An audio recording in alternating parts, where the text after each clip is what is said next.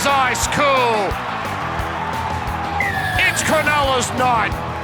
They've done it again at the death in the Shire.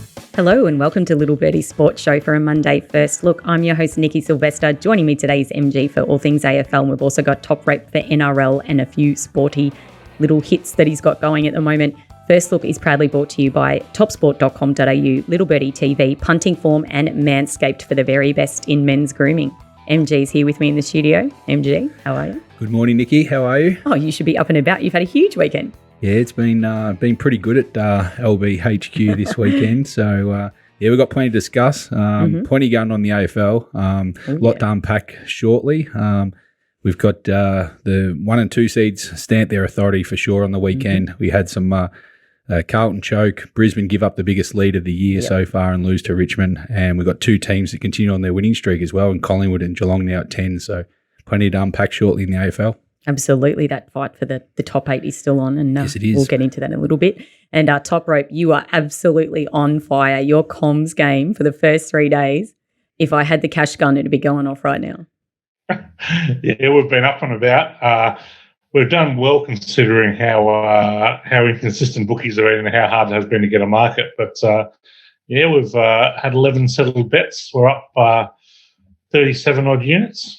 And payout to 79.1%. Thank you very much to the weightlifting. We're 10 unit, and 8 unit all lobbed last night over the last 2 nights. So $250 into market down, $1.45 into $1.20, $1.90 into $1.15. So some good goes there. Amazing. Oh my God, that is so good. All right, punters, if you haven't already got it, you can still get it. The comms game package is $55 in the Little Birdie live TV shop. Top Rope Birmingham Blinders, it's called, and he's literally off to a blinder already. And we would be off to it. We would be filling up even more. And so you've got to respect the bookies a little bit on this one. But if they would just put some damn marks up, even stuff like the swimming is barely been going up. Not all bookies are putting them up.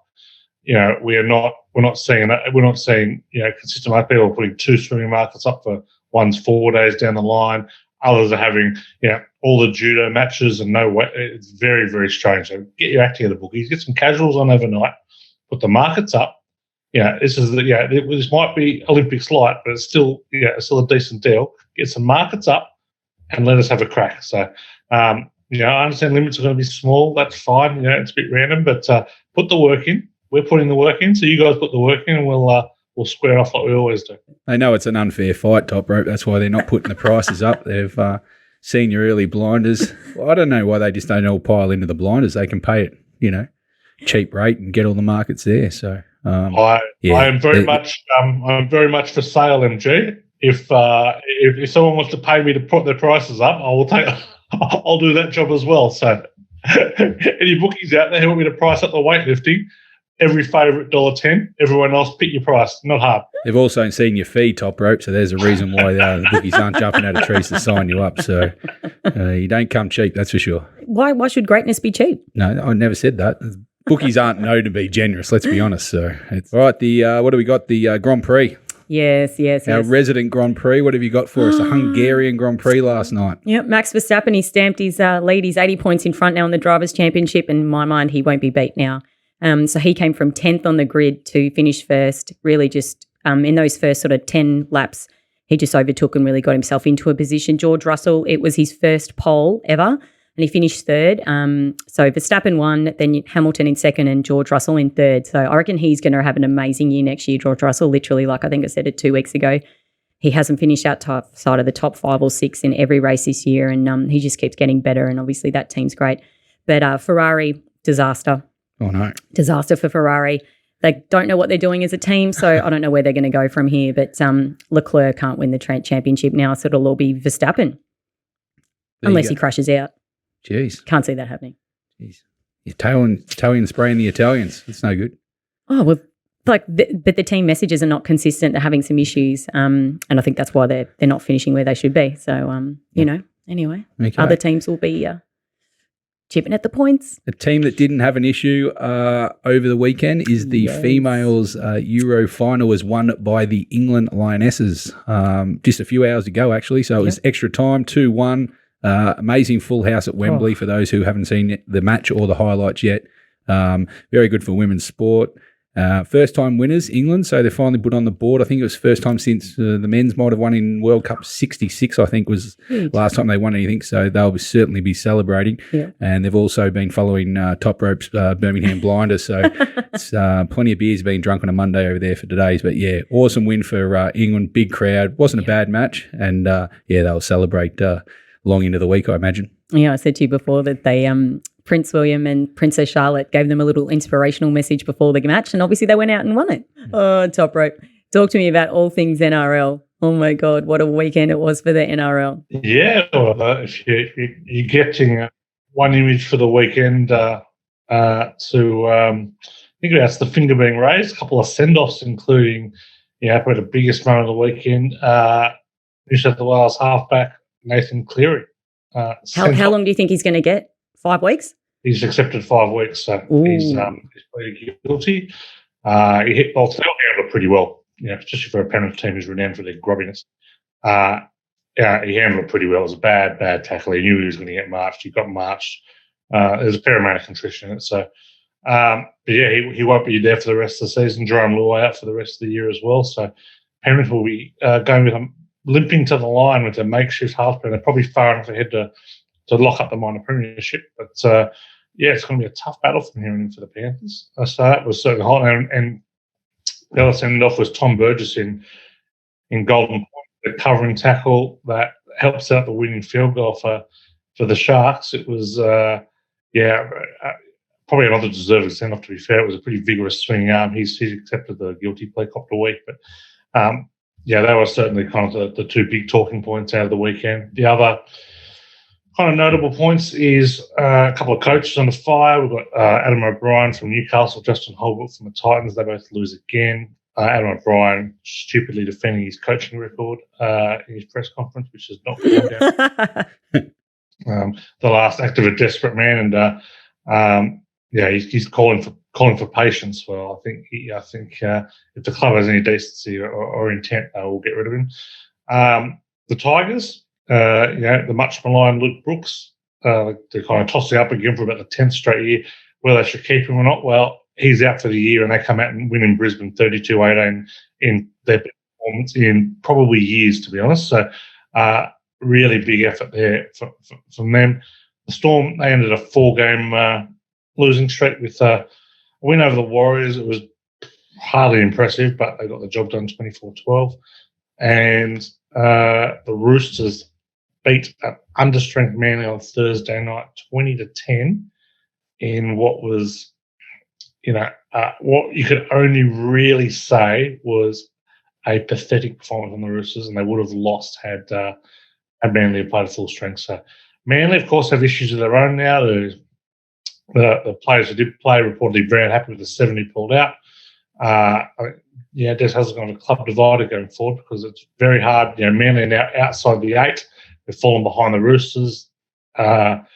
Really key game to have 7 of their starters missing. Really disappointing for Manly. And I think some players who tried their guts out, players like Jake Trbojevic, very unhappy with what's going on. Yep, I agree with you there. So it is going to be an insane ride home for the NRL because I reckon the premiership is wide open now after the weekend. And I think if you take what's happened to Penrith, like you said, they'll probably still get the minor premiership because they're that far in front, but I reckon the finals for the NRL is going to be red hot, and I can't wait because I'm all over Cronulla. If that team does not get you up and about, then nothing will because they just must have the best energy ever. So no wonder they all play together so well. I'm up for the way home. Top Rope. Yeah, well, if you follow the GGOA, you would tip them pre-season as well, the Sharks for the premiership. So we've got a small ticket on them as well. So I'm with you there. We've got the Storm too, but they are also limping to the line. So up, I say. Up. Thanks, Top Rope. Now, MG, it's over to you. We're going to throw to the AFL and check out what happened in the round that was. Let's have a look at the results. Okay, Melbourne defeated Fremantle 85-39. Collingwood beat Port Adelaide 88-82. Sydney beat the GWS 112-39. St Kilda beat Hawthorn 75-63. Geelong beat the Western Bulldogs 94-66. Adelaide beat Carlton 84-55. The Gold Coast beat the West Coast 107-104. Richmond beat Brisbane 104-97, and Essendon beat the Kangaroos 114-66. Yeah, it's a tough week for boogies, I think. Mm-hmm. They're not only getting their pants pulled down in the Commonwealth Games, but other than Adelaide being the only upset to beat the Blues, who had a golden chance and choked, was 8 out of 9 favourites and 8 out of 9 home teams as well. So there's 7 covers in there, which we'll show a bit later. But just a quick rundown. The top 2, as we said at the top, really stamped their authority. Melbourne went over to Perth, and probably one of the worst performances I've seen for Freo in a long time. They had a chance to take on the defending premiers and were just inept. It was really terrible, poorly coached, poor execution in Melbourne. They just played into Melbourne's hands all day. Mm-hmm. I don't understand teams that go in with the game plan of Melbourne of when we go forward, let's bomb it up and kick it a lever in May, because it hasn't worked in 2 years. It's not going to change. They're going to have a long, hard look going in the final series. Fremantle, for mine, that was baddest performances we've seen in a long time, and probably one of the worst performances for the year for a top 8 side for mine. Lucky enough to get a seat at the G yes, on Saturday. Just slipped my way into a few beverages there in the afternoon, and it's quite a good contest. Actually, a bit fiery at times as well. Two magpies going at each other, and surprise, surprise, Collingwood have ended up in another close game. So winning by 6 points. I think it's their 5th week in a row. They have won and won under 7 points. So if you're a Collingwood supporter, you're certainly getting good value for your money. But Port again, very good without getting the W. Even though their season's over, I've lost 3 in a row now, but the last 3 weeks, signs are positive. They just can't get the W on the board. Sydney just destroyed GWS. Wasn't any kind of battle of the bridge at all. I saw their coach for GWS, McVeigh, afterwards. He was almost distraught that the players have chucked it in. So that was a solid win there. Sydney did as they liked, and tipped probably, I think, a week or two now, ago, that Sydney, very good value, I think, for the premiership. The way they're going, they're locked in for the top 4 now, all things being equal. So I think you'll get a good run for your money. Sydney got no real weaknesses at the moment, not too many injuries, and just like the way they're going about at the moment. So they're definitely a team I'd be following. St Kilda just keep their finals chances faint. I think they got no chance of making the finals, but won a very ordinary standard game over the Hawks. One of the better games for the week was Geelong against the Bulldogs. Just the old adage again, you can't beat Geelong down at Geelong. Mm-hmm. And it just proved, they really beat up on the Bulldogs, actually. The Bulldogs got off to a flyer, and you thought, I think they kicked the first 4 goals, and you thought, oh, hang on a minute. And then Geelong just showed how professional they are, probably show where they are right now for a tilt at the flag, that they just reeled them in and went straight past them. Yeah. Their third quarter was, if you didn't see it, if you're a football fan, it's just worth watching the third quarter. Probably one of the better quarters I've seen this year. They were unbelievable in their execution. As we said, Carlton choked on their opportunity against Adelaide. Very poor outcome for the Blues, and now they've got 3 tough matches going home. You've got to play all sides above them, and all things being equal, I think the Blues are going to finish in that unlucky 9th spot now. So shows that they'll look back on this match, and it might cost them September action for mine. Gold Coast and West Coast. Gold Coast technically think there's still a chance to make finals. They're not. All things being equal, they need a lot going their way, but a very exciting match, actually. West Coast come from a long way back to make it close, and there's only 3 points of difference in both teams scoring over 100, which doesn't happen too often this year, that's for sure.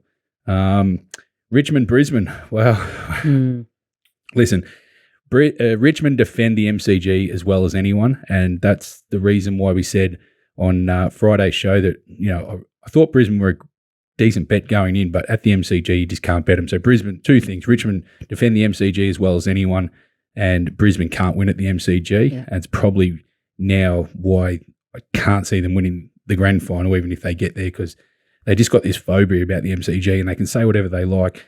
They were up 7 goals against Richmond, against a side that was going pretty ordinary, and they couldn't shut the gate. And in the last quarter, it was like neither team wanted to win the game. They kicked a lot of points both sides in a row, so it was a disappointing outcome for Brisbane, and Richmond, I think, now will make finals on the back of Carlton losing to Adelaide, and they'll miss. And the last game, not too many people cared other than yourself. Essendon beating the Kangaroos. It was a pretty lopsided game, and Essendon are just getting pointless wins towards the end of the season, I think.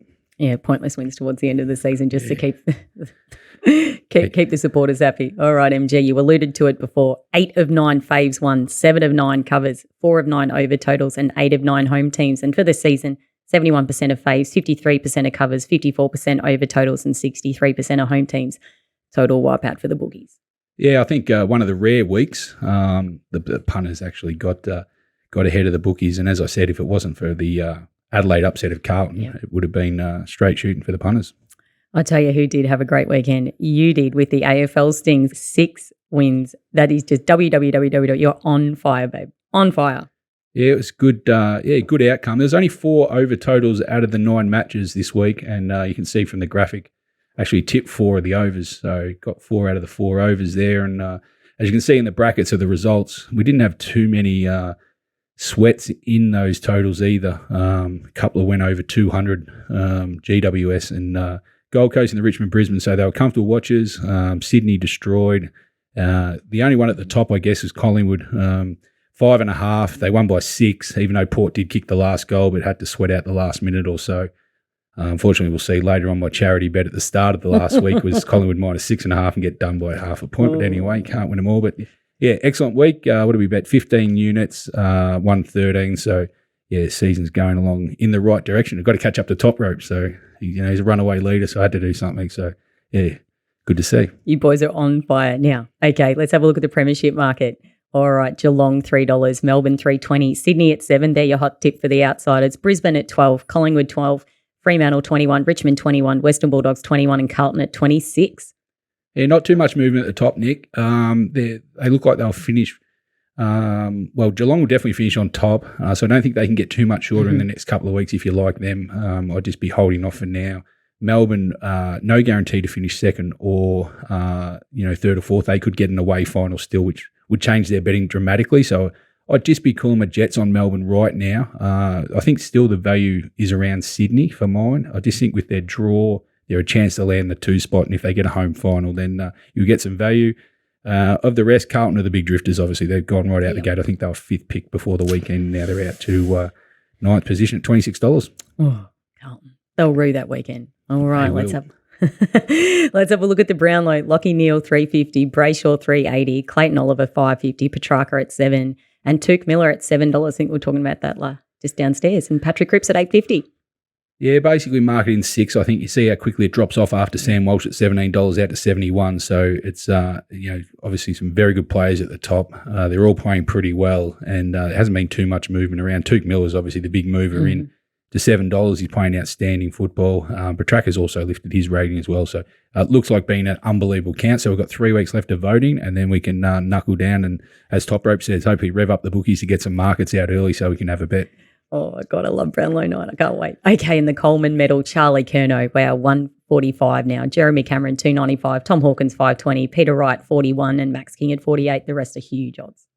Yeah, only 3 weeks to go, as we said with the Brownlow, but with the Coleman, all 5 top players on the list scored 2 goals each, so it was almost like scratching. So that's why Curnow's now come in a long way because he's got a 5-goal lead for the 2 Geelong players with 3 rounds to go. So, he's short enough. Whether one of the Geelong guys can make a challenge late, but yeah, not a bad count. Okay, we'll see how we go with the Coleman. All right, punters, you saw he did have an insane weekend. You need the AFL Stings, and you can get that in the Little Birdie Live TV shop from $22 a week. AFL Stings, $22 a week. We're going to have a quick break and come back with Top Rope and NRL. Welcome back to First Look, proudly brought to you by topsport.com.au, family owned and operated for over 35 years. Bet with a bookie you can trust, bet with Top Sport.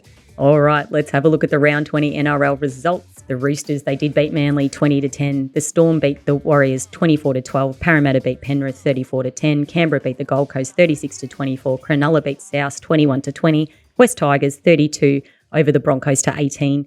Bulldogs, they beat Newcastle 24-10, and North Queensland beat St George 34-8. Top Rope, over to you. Pack it down for me. Yeah, it was, like I mentioned earlier, a pretty uninspiring start to what was a kind of heavily built-up game, the Manly Roosters game.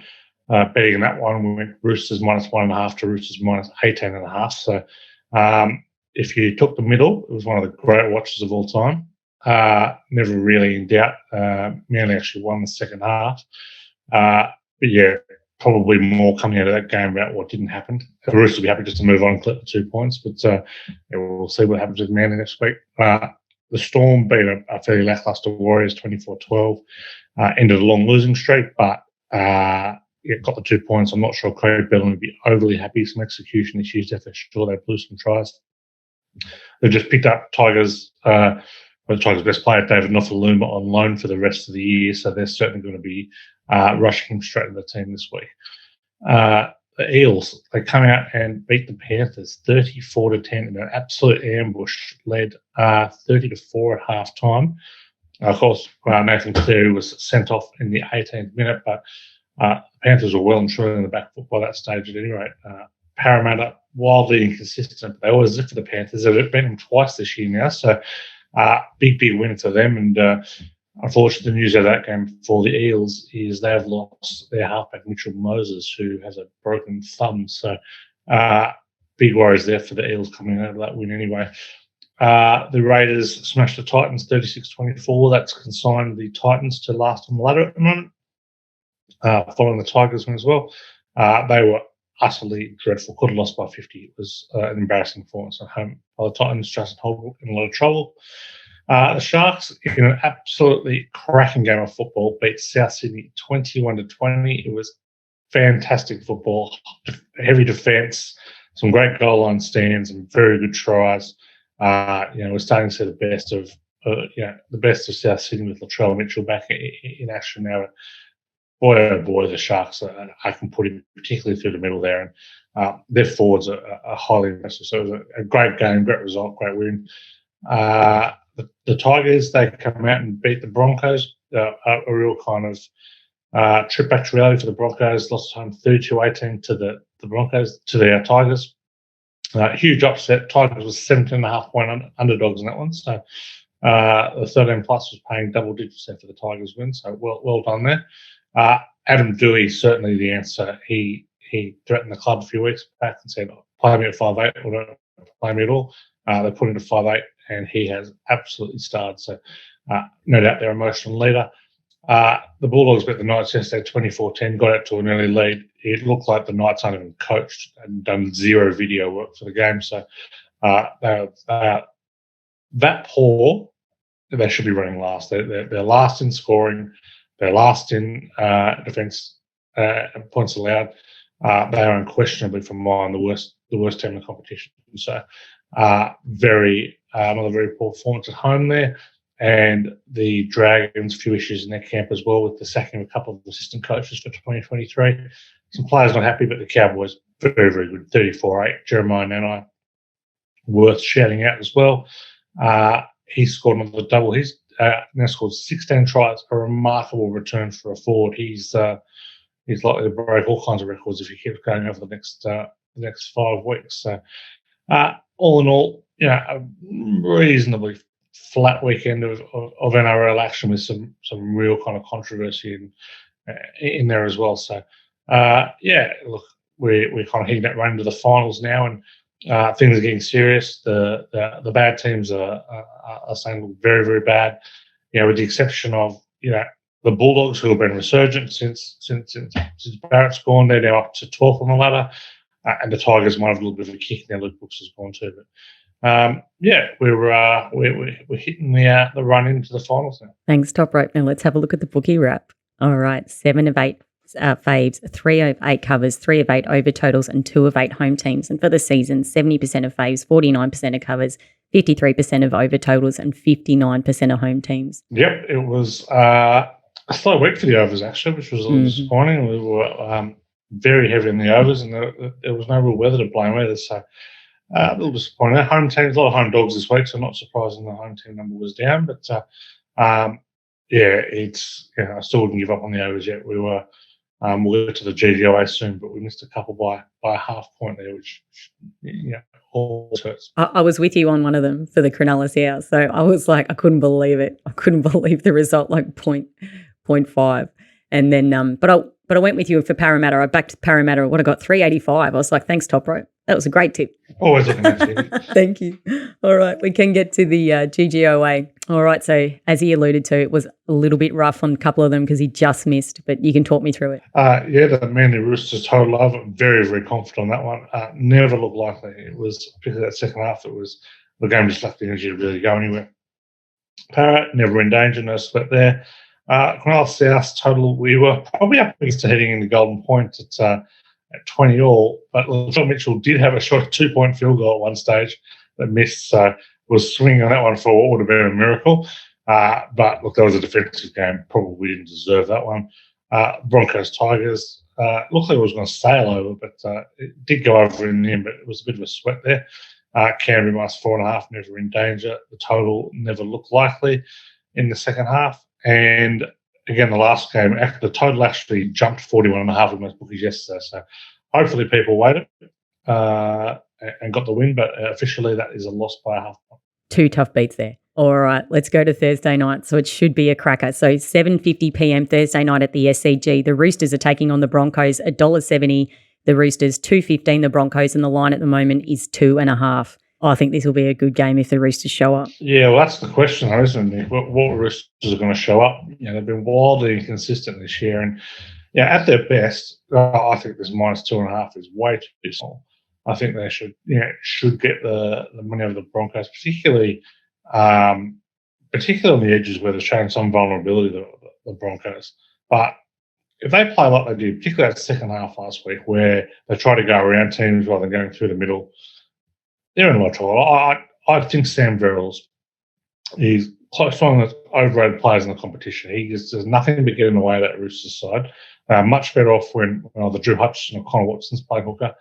Hopefully Trent will kind of go to that a bit more this week. Hopefully, not being such massive favourites and kind of having to kind of be the mirror for kind of so much of that controversy last week, we'll see them at their best. But they play they did the last 2 of the last 3 weeks, they'll win and win well. But if they show up what they did in the second half last week, it's going to be a very close game. I think we'll get the best of the Roosters. They need to keep on winning. So I'm leaning towards the minus here, but not a great deal of confidence at face value on a Monday morning. That's what I thought. I said to MG downstairs, I thought you could almost go $1.90, take your pick in this game, because if the Broncos show up and they play well, they'll take on the Chooks. And obviously the Chooks are only favourite because it's in Sydney and the Broncos have got to travel. And the Broncos are missing, will likely miss Patrick Carrigan, who's going to go to history. He was the star of Origin, won the Wally Lewis medal, and he did a very, very nasty hip drop on Jackson Hastings, which has broken his leg, and we'll see him out for